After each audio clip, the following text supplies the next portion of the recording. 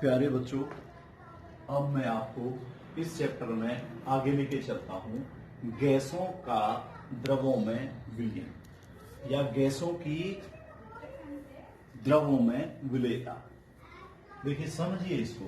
सामान्यतः गैसों की विलयन में या विलायकों में या द्रव में जो विलेयता है वो कई कारकों पर निर्भर करती है। इनमें मुख्यतः 4 कारक होते हैं। नंबर 1, गैस की प्रवृत्ति, गैस की प्रकृति।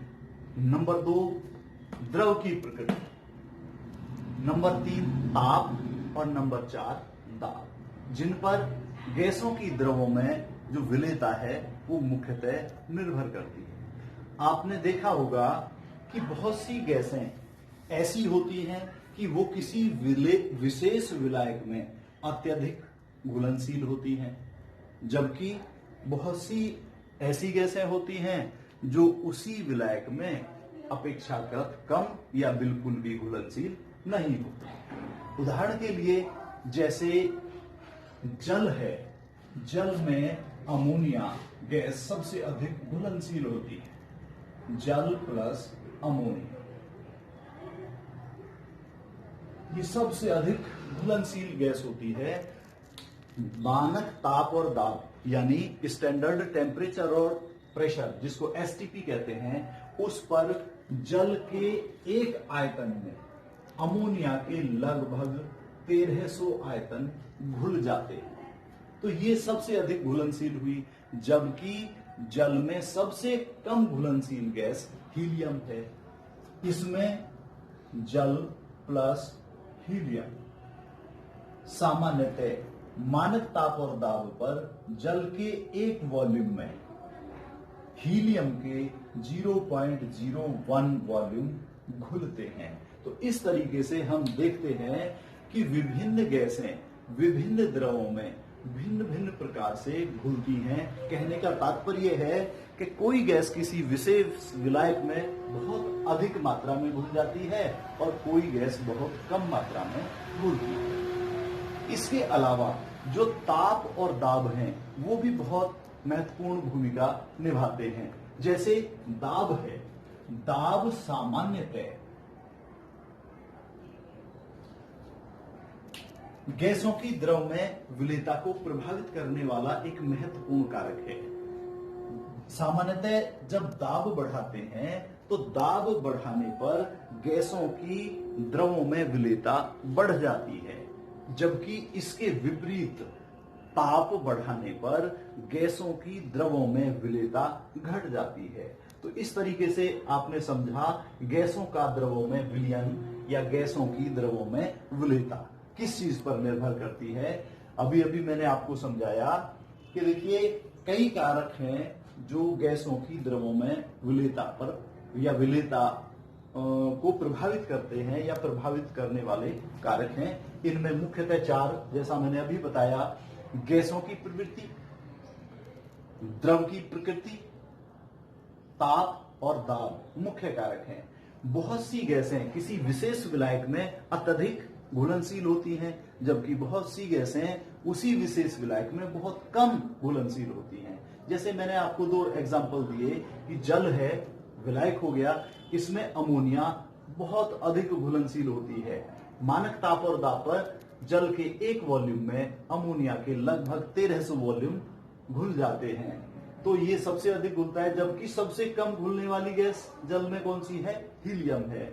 एक वॉल्यूम मानक ताप और दाब पर जल के एक वॉल्यूम में हीलियम के 0.01 वॉल्यूम घुलते हैं। तो ये बहुत कम घुली। इसके अलावा दाब और ताप भी उसके विलेयता को या घुलने को प्रभावित करने वाले कारक हैं। सामान्यतः दाब वृद्धि करने पर या दाब बढ़ाने पर गैसों की द्रव में विलेयता बढ़ जाती है। इसके विपरीत ताप बढ़ाने पर गैसों की द्रव में विलेयता कम हो जाती है, घट जाती है।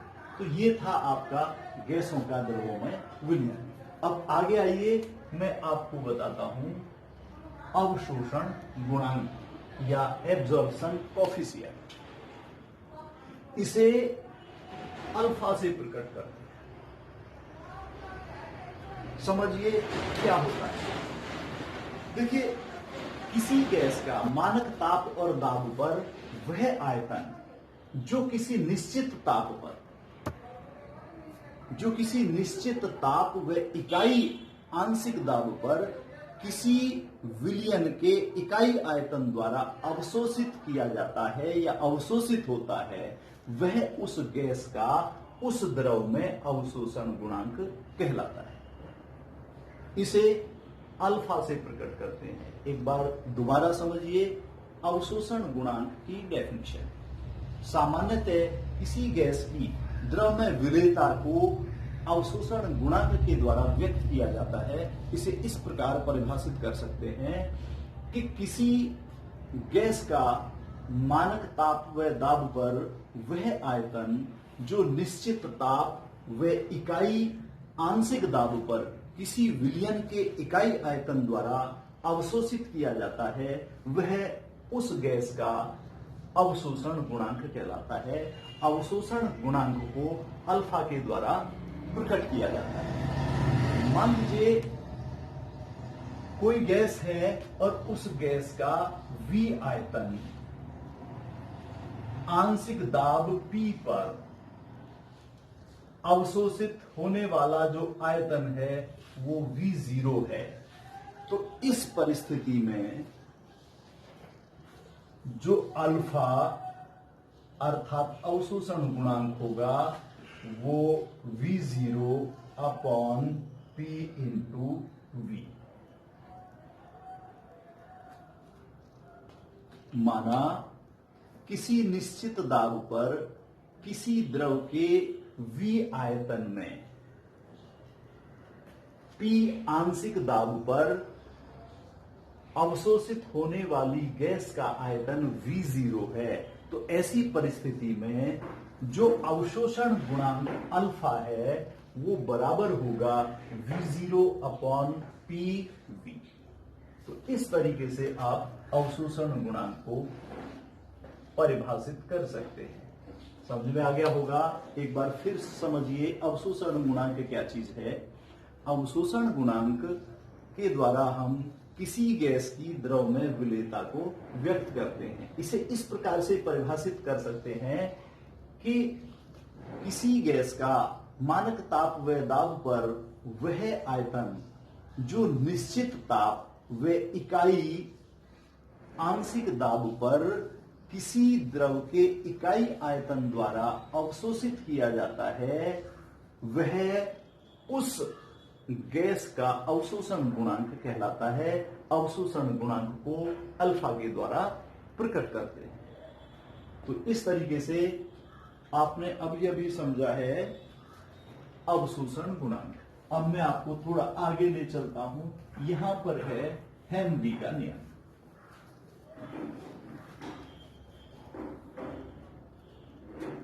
हेनरी का नियम।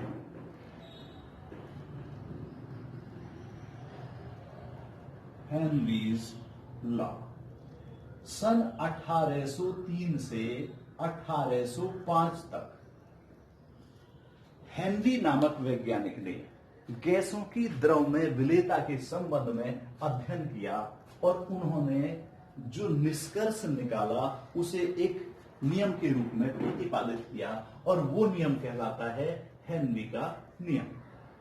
मुख्यतः अगर सरल शब्दों में मैं आपको समझाऊं तो इस तरीके से इसे समझा सकते हैं कि स्थिर ताप पर किसी गैस की द्रव में विलेयता उस गैस के दाब के अनुक्रमानुपाती या समानुपाती होती है। सिंपल शब्दों में, सबसे सरल लैंग्वेज में, शॉर्ट डेफिनेशन आप समझिए हेनरी के नियम की कि स्थिर ताप पर किसी गैस की द्रव में विलेयता उसके दाब के अनुक्रमानुपाती या समानुपाती होती है। अब इसको अगर हम दूसरे शब्दों में थोड़ा वाइड कर, दूसरे शब्दों में हेनरी के नियम को हम इस तरह आपको समझा सकते हैं कि यदि कोई गैस विलयन बनाने की प्रक्रिया में रासायनिक क्रिया नहीं करती है तो स्थिरता पर किसी द्रव के निश्चित आयतन में घुलित उस गैस का द्रव्यमान साम्य अवस्था में उस गैस के दाब के अनुक्रमानुपाती या समानुपाती होता है। एक बार फिर सुनिए, कैसे डिफाइन करेंगे कि यदि कोई गैस विलयन बनाने की प्रक्रिया में रासायनिक क्रिया नहीं करती है तो स्थिर ताप पर किसी द्रव के निश्चित आयतन में घुलित उस गैस का द्रव्यमान साम्य अवस्था में उस गैस के दाब के अनुक्रमानुपाती या समानुपाती होता है। अर्थात मैथमेटिकल रूप से उसको इस तरीके से रिप्रेजेंट करेंगे, small m directly proportional p। अर्थात यदि हम ये कहें कि यदि स्थिर ताप पर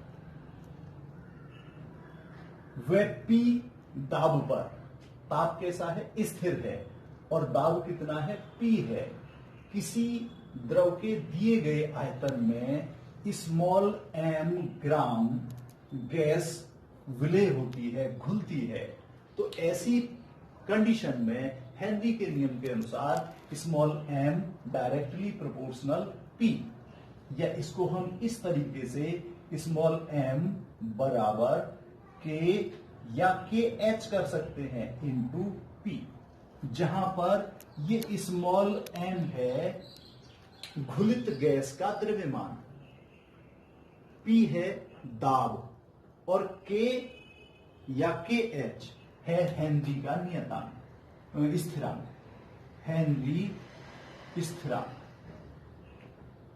हेनरीज कांस्टेंट कहलाता है। एक बार फिर इसको ध्यान से सुनिए और फिर मैं आपको एक और शॉर्ट में डेफिनेशन बता रहा हूं इसकी, कि यदि किसी गैस की द्रव में विलेयता मोल प्रभाज के रूप में प्रकट की गई है तो और भी आसान शब्दों में इसको डिफाइन किया जा सकता है।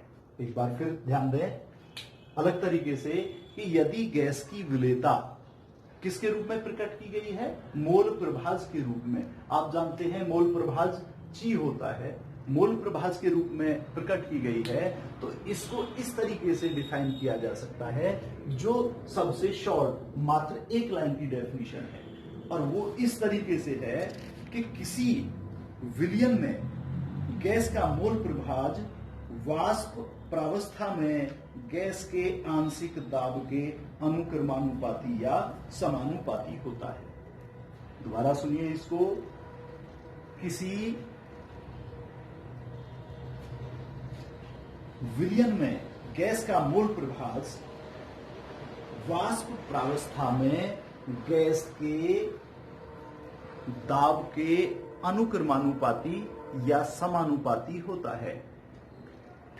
मान लीजिए किसी गैस का विलयन में जो विलेयता है वो मोल प्रभाज के रूप में प्रकट की गई है, ची है, और उसका जो दाब है वो P है, तो हेनरी के नियम के अनुसार P डायरेक्टली प्रोपोर्शनल ची, या इसको इस तरीके से प्रकट करेंगे कि P बराबर K या KH इंटू ची,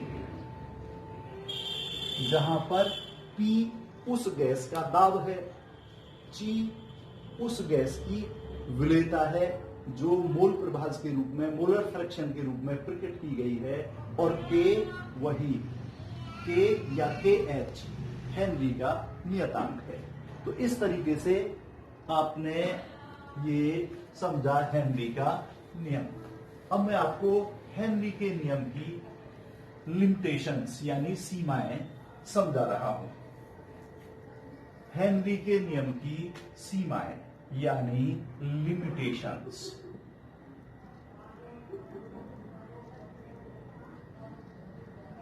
मुख्यतः ये है, नंबर 1 मैं एक एक करके एक्सप्लेन करूंगा। गैस आदर्श होनी चाहिए, आदर्श होनी चाहिए। नंबर 2, दाब अधिक होना चाहिए। नंबर 3, गैस क्रिया नहीं करनी चाहिए। अर्थात गैस और विलायक जिसमें वो गैस घोली जा रही है वो दोनों आपस में क्रिया ना करते हुए हों, अन्यथा क्रिया करेंगे तो उनका जो आणविक स्ट्रक्चर है वो चेंज हो जाएगा। और नंबर 4 है ताप कम व स्थिर होना चाहिए। देखिए एक एक करके मैं आप लोगों को समझाता हूं हेनरी के नियम की सीमाएं। नंबर 1 है गैस आदर्श होनी चाहिए। वास्तव में ये जो नियम है ये आदर्श गैसों के लिए ही है, लेकिन कम दाब पर वास्तविक गैसों के लिए भी इस नियम को उपयोग में लाया जा सकता है, क्योंकि कम दाब पर जो वास्तविक गैसें हैं वह भी आदर्श गैस के समान व्यवहार करती हैं। नंबर 2 है दाब अधिक दाब का इस्तेमाल करना चाहिए हेनरी के नियम के अंतर्गत। नंबर 3 है गैस क्रिया नहीं। शॉर्ट में लिख दिया ये मैंने।